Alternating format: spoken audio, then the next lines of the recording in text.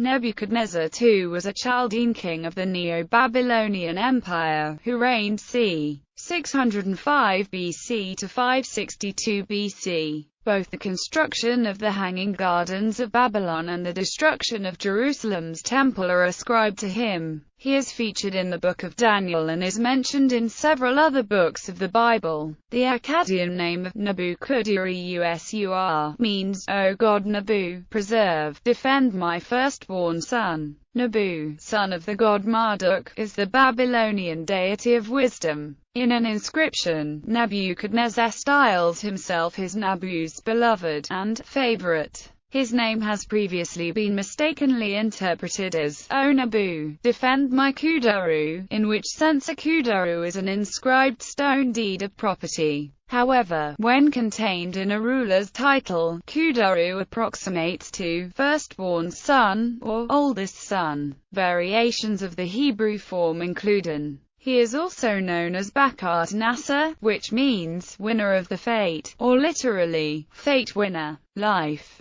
Nebuchadnezzar was the oldest son and successor of Nabopolassar, who delivered Babylon from its 3 centuries of vassalage to its fellow Mesopotamian state, Assyria, and in alliance with the Medes, Persians, Scythians, and Cimmerians, laid Nineveh in ruins. According to Berosus, some years before he became king of Babylon, Babylonian dynasties were united. There are conflicting accounts of Nitocris of Babylon being either his wife or daughter. Nabopolassar was intent on annexing the western provinces of Syria from Necho II, and to this end dispatched his son westward with a large army. In the ensuing Battle of Carchemish in 605 BC, the Egyptian and Assyrian army was defeated and driven back, and the region of Syria and Phoenicia were brought under the control of Babylon. Nabopolassar died in August that year, and Nebuchadnezzar returned to Babylon to ascend the throne. After the defeat of the Cimmerians and Scythians, previous allies in the defeat of Assyria, Nebuchadnezzar's expeditions were directed westward. The powerful Median Empire lay to the north. Nebuchadnezzar's political marriage to Amytas of Media, the daughter of the Median king, had ensured peace between the two empires. Nebuchadnezzar engaged in several military campaigns designed to increase Babylonian influence in Aramea and Judah. An attempted invasion of Egypt in 601 BCE was met with setbacks, however, leading to numerous rebellions among the Phoenician and Canaanite states of the Levant, including Judah. Nebuchadnezzar soon dealt with these rebellions, capturing Jerusalem in 597 BC and deposing King Jehoiakim, then destroying the city in 587 BC due to rebellion. In deporting many of the prominent citizens along with a sizable portion of the Jewish population of Judea to Babylon. These events are described in the Prophets and Writings, sections of the Hebrew Bible. After the destruction of Jerusalem, Nebuchadnezzar engaged in a 13-year siege of Tyre which ended in a compromise, with the Tyrians accepting Babylonian authority. Following the pacification of the Phoenician state of Tyre, Nebuchadnezzar turned again to Egypt. A clay tablet, now in the British Museum, states, in the 37th year of Nebuchadnezzar, king of the country of Babylon, he went to Mitzrayim to wage war. Amasis, king of Egypt, collected his army, and marched and spread abroad, having completed the subjugation of Phoenicia, and a campaign against Egypt. Nebuchadnezzar set himself to rebuild and adorn the city of Babylon, and constructed canals, aqueducts, temples and reservoirs. According to Babylonian tradition, towards the end of his life, Nebuchadnezzar prophesied the impending ruin of the Chaldean dynasty. He died in Babylon between the 2nd and 6th months of the 43rd year of his reign, and was succeeded by Amel-Marduk. Construction activity. During the last century of Nineveh's existence, Babylon had been greatly devastated, not only at the hands of Sennacherib and Ashurbanipal, but also as a result of Babylon's repeated rebellions. Nebuchadnezzar, continuing his father's work of reconstruction, aimed at making his capital one of the world's wonders.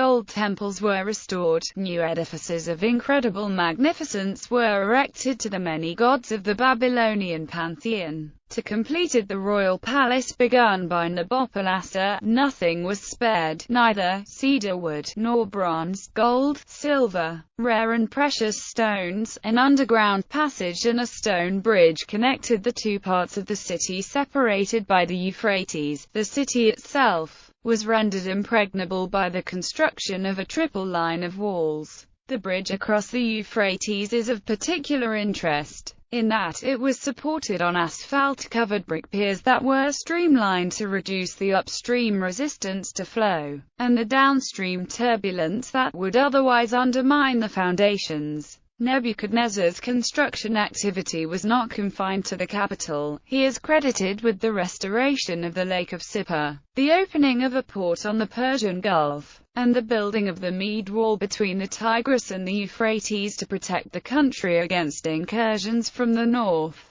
These undertakings required a considerable number of laborers. An inscription at the Great Temple of Marduk suggests that the laboring force used for his public works was most likely made up of captives brought from various parts of Western Asia. Nebuchadnezzar is credited by Berosus with the construction of the Hanging Gardens for his homesick wife Amytis to remind her of her homeland, Medes in Persia. He is also credited for the construction of the Ishtar Gate, one of the 8 gates leading into the city of Babylon. However, some scholars argue that the gardens may have been constructed by the Assyrian king Sennacherib in his capital city, Nineveh. Portrayal in the Bible. Nebuchadnezzar is widely known through his portrayal in the Bible, especially the Book of Daniel. The Bible discusses events of his reign and his conquest of Jerusalem. Daniel chapter 2 contains an account attributed to the second year of his reign, in which Nebuchadnezzar dreams of a huge image made of various materials. The prophet Daniel tells him God's interpretation, that it stands for the rise and fall of world powers, starting with Nebuchadnezzar's own as the golden head.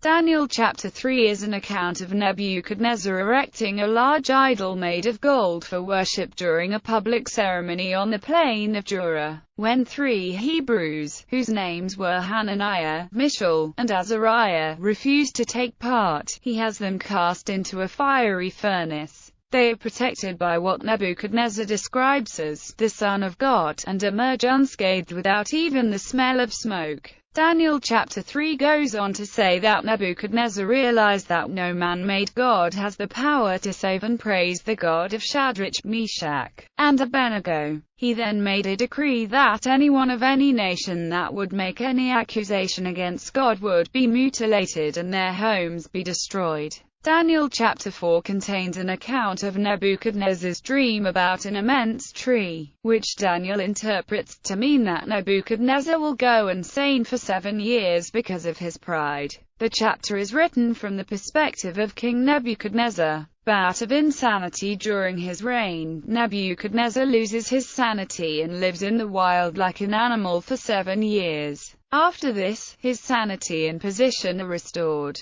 Theologians have interpreted this story in several ways. Origen attributed the metamorphosis as a representation of the fall of Lucifer. Bodin and Clovier maintained it was a metamorphosis of both soul and body. Tertullian confined the transformation to the body only, without the loss of reason. Cases of which Augustine stated were reported in Italy, but gave them little credit.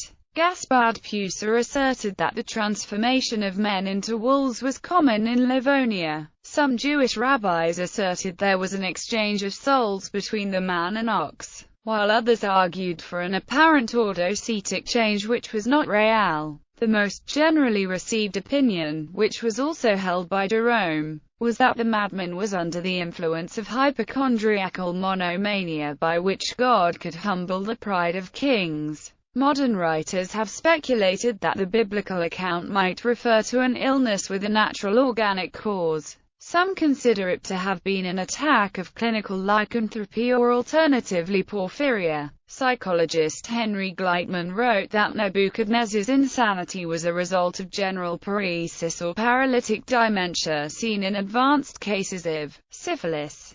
Some scholars think that Nebuchadnezzar's portrayal by Daniel is a mixture of traditions about Nebuchadnezzar and about Nabonidus who became confused with him. For example, Nabonidus was the natural, or paternal father of Belshazzar, and the 7 years of insanity could be related to Nabonidus, a sojourn in Tamar in the desert.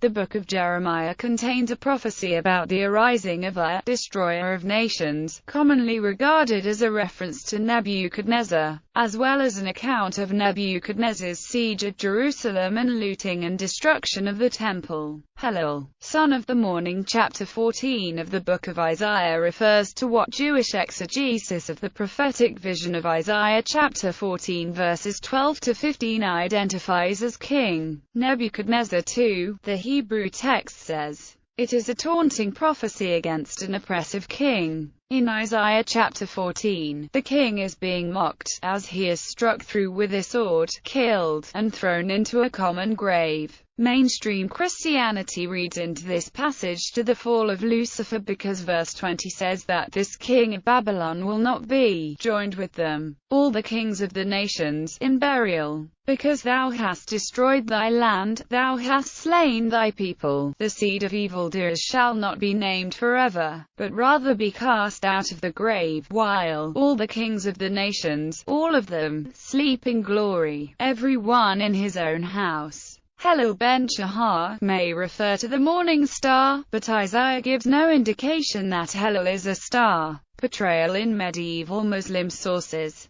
According to Tabari, Nebuchadnezzar, whose Persian name was Buktrishite, was of Persian descent, from the progeny of Judas. Some believe he lived as long as 300 years. While much of what is written about Nebuchadnezzar depicts a ruthless warrior, some texts show a ruler who was concerned with both spiritual and moral issues in life and was seeking divine guidance. Nebuchadnezzar was seen as a strong, conquering force in Islamic texts and historical compilations, like Tabari. The Babylonian leader used force and destruction to grow an empire. He conquered kingdom after kingdom, including Phoenicia, Philistia, Judah, Ammon, Moab, Jerusalem, and more. The most notable events that Tabari's collection focuses on is the destruction of Jerusalem. Nebuchadnezzar in fiction. Voltaire interprets the legacy of Nebuchadnezzar and his relationship with Amasis in a short story entitled The White Bull, named after Nebuchadnezzar. The opera Nabucco by Giuseppe Verdi. The Nabucco pipeline, a planned natural gas pipeline that will transport natural gas from Turkey to Austria, via Bulgaria, Romania, and Hungary. Saddam Hussein considered himself to be the reincarnation of Nebuchadnezzar and had the inscription, "To King Nebuchadnezzar in the reign of Saddam Hussein," inscribed on bricks inserted into the walls of the ancient city of Babylon during a reconstruction project he initiated. He named one of his Republican Guards divisions after Nebuchadnezzar. A bottle of wine with a volume equivalent to 20 standard bottles is called a Nebuchadnezzar. Nebuchadnezzar's furnace is a type of daylily.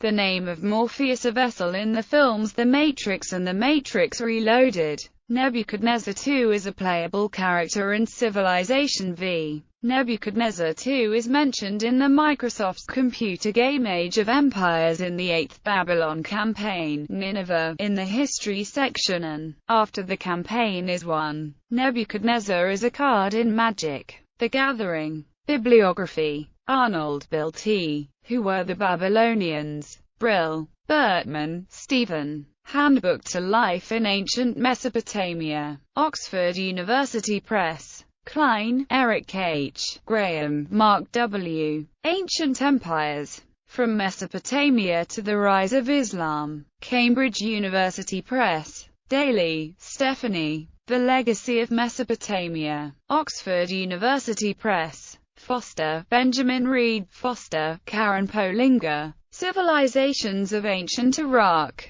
Princeton University Press. Friedman, David Knoll. Nebuchadnezzar. In Friedman, David Knoll, Myers, Alan C. Eerdmans Dictionary of the Bible. Eerdmans. Lee, Wayne E. Warfare and Culture in World History. NYU Press. Mackenzie, John L. The Dictionary of the Bible. Simon and Schuster. Wiseman, D.J. Babylonia 605-539 BC. In Boardman, John. Edwards, E.S. The Cambridge Ancient History. Volume 3 Parts 2. Cambridge University Press. Wiseman, D.J. Nebuchadnezzar and Babylon. The Schweik Lectures of the British Academy 1983. OUP, British Academy.